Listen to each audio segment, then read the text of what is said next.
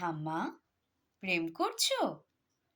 নাতনি তিন্নির প্রশ্নে হকচকিয়ে গেলেন সুলতা। মুহূর্তে নিজেকে সামলে নিয়ে বললেন, করছি বই কি। সৌমাল্যর প্রেমে হাবুডুবু? ভালো হবে না ঠাম্মা। ছদ্মরাকে চোখ পাকায় তিন্নি। ওর ফিয়াঁসে সৌমাল্যকে নিয়ে লেকপুল করছে সুরসিকা ঠাম্মা।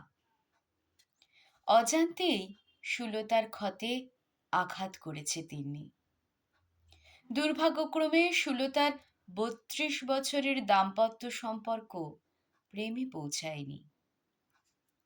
নেপথ্যে কৈশোরের মুগ্ধতা নির্মাল্যতা দায়ী, নাকি পরলোকগত স্বামীর উদাসীনতা ঠাউর হয় না ৭৫-এর সুলতার। মিরাকেল আজও ঘটে, নইলে ঠাম্মার ডায়েরিতে উল্লেখ্য নির্মাল্যদা এবং সৌমাল্যের বিপত্নিক দাদাই যে একই ব্যক্তি ঘটনাচক্রে আবিষ্কার করে ওরা। কালচক্রে হারানো প্রেমিক প্রেমিকার পুনর্মিলনের প্রচেষ্টায় মেতেছে দুজনে। অবশেষে ফাল্গুনী সন্ধ্যায় মুখোমুখি সুলতা নির্মাল্য। ৫২ বছর বাদে পরস্পরকে চিনতে ৫২ সেকেন্ড লাগেনি। বিগত বসন্তে অম্লান চিরন্তন প্রেম।